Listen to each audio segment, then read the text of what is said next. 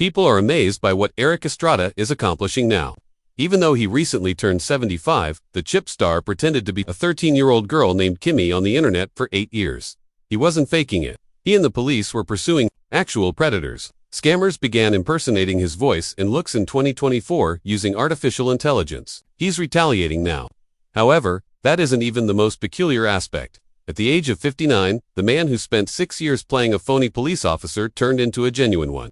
The subsequent events altered everything. On March 16, 1949, Erik Estrada was born in Spanish Harlem, New York. Carmen Moreno, his mother, put in a lot of overtime as a seamstress.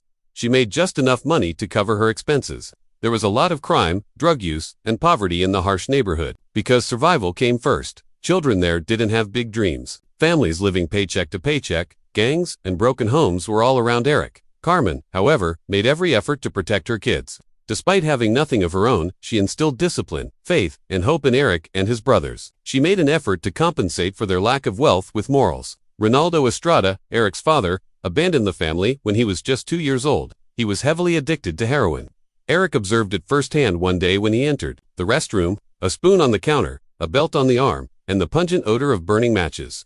Even though he didn't fully comprehend it at the time, the vision stayed with him for the rest of his life.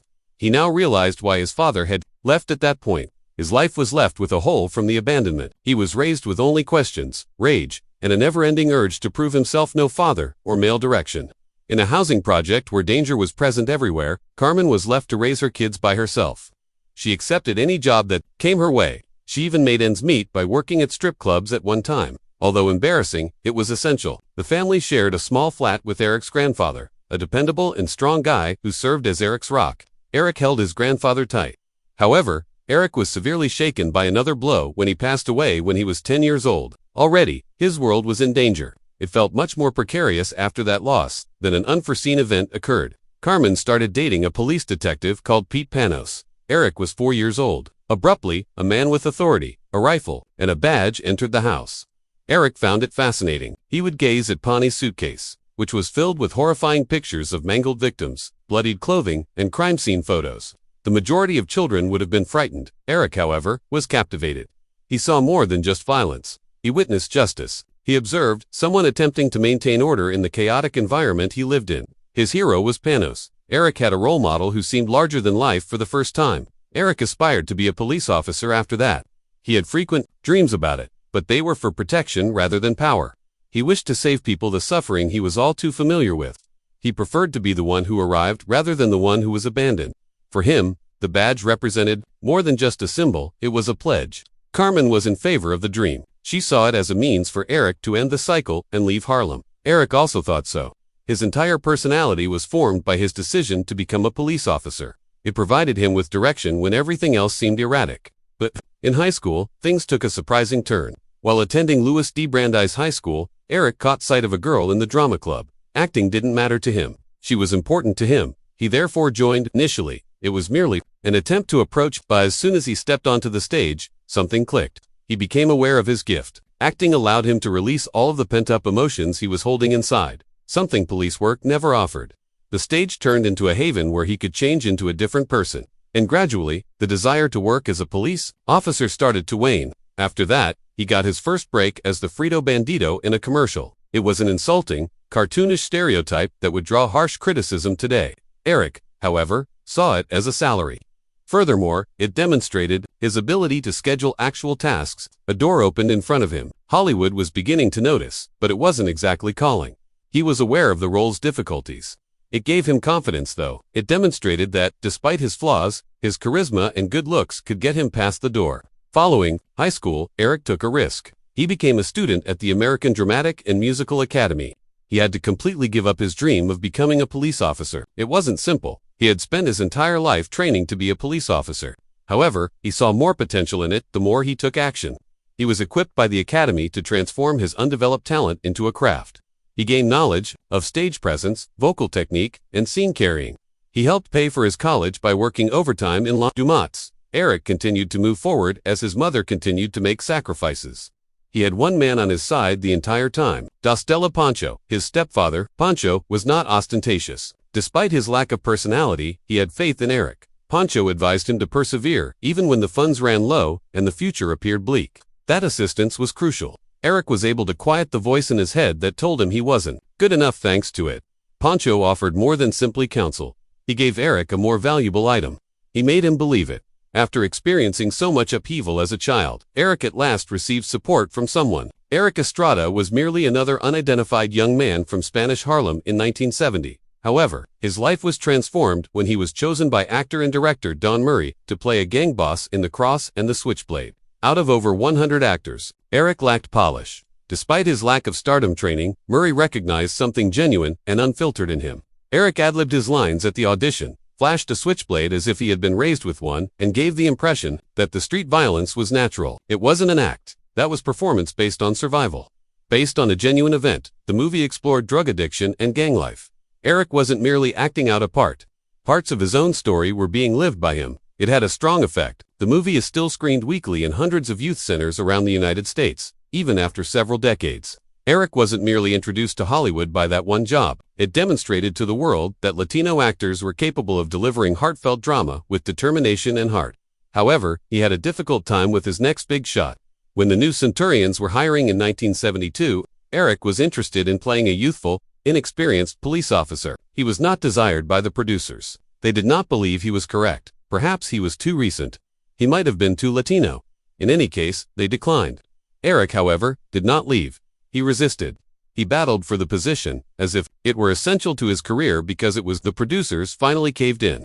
Additionally, Erik had the opportunity to portray Sergio Duran, a young police officer attempting to change a corrupt Los Angeles. He wasn't faking it. As a child, his dream was to become a police officer. He was now sharing that goal with movie greats like George C. Scott. Something crucial was demonstrated by that performance. Erik could compete with Hollywood's top stars. He was more than a cliché. Audiences took notice of his drive, heart, and presence. Another door opened in 1974. Erik starred in the huge Hollywood film, Airport 1975, before passing away in a horrific mid-air crash. He portrayed Julio, a self-assured flight engineer who flirted with the stewardesses and stole a few scenes. He had a brief yet memorable role. It went on to become one of the year's highest-grossing films. Erik was no stranger now. He was ascending quickly, demonstrating his ability to manage charm, drama, and action simultaneously. His name was beginning to show up on casting lists for roles other than sidekicks or gang members. Then, in 1976, came Midway. Erik's role in the World War II epic was that of Navy Airman Chili Bean Ramos. The performance wasn't as ridiculous as the name might have been. What would have been a forgettable role gained soul from Erik. Once more, he stood out among the Hollywood veterans. This was not merely another aspect of ethnic heritage. He provided pride, nuance, and direction to the role. The film was also a success.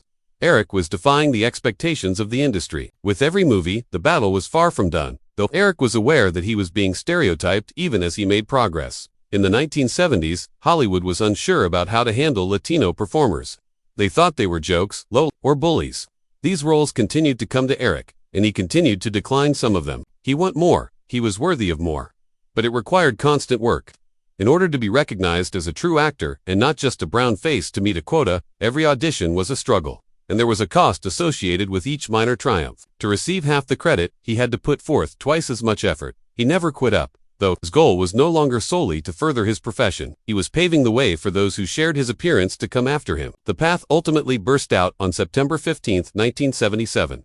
Overnight, everything changed as Chips appeared on TV screens. Erik played Officer Francis Poncherello, a hotshot motorcycle cop for the California Highway Patrol who had more swagger and a dazzling smile than anyone had ever seen in primetime. He lighted up the screen from the very first episode. The audience was captivated by it. At first, the show's critics weren't impressed. Audiences disagreed, with one reviewer even calling it an embarrassing concept.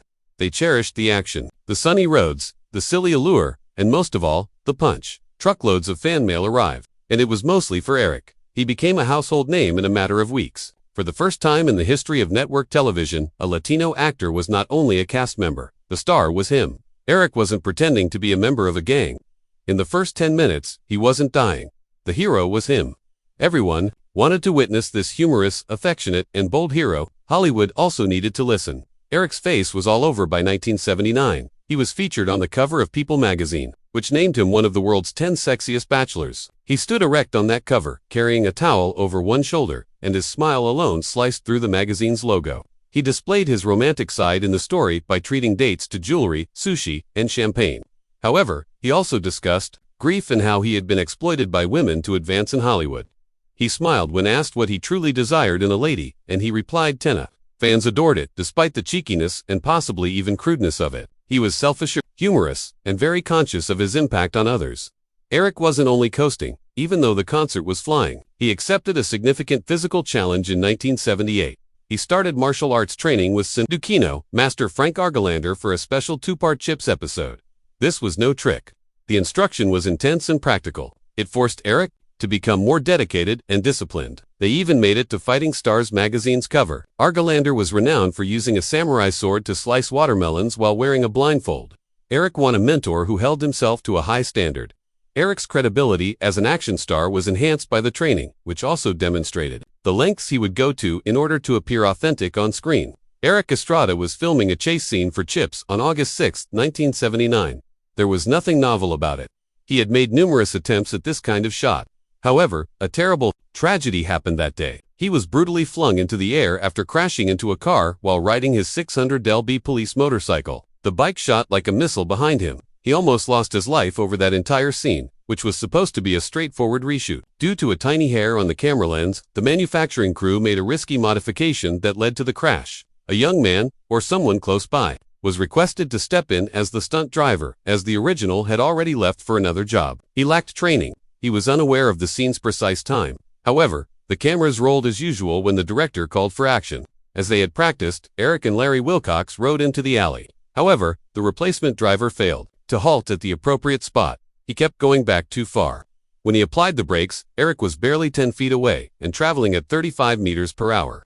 After the motorcycle collided with the vehicle, Erik took off like a rag doll. He didn't even have time to respond because the crash happened so quickly. Erik was horribly injured. He had shattered ribs. There were 2 fractured wrists. He cracked his sternum. His mouth fell open. They punctured both lungs. Worst of all, he was internally bleeding. Something that was hidden from view. Erik initially tried to hide it.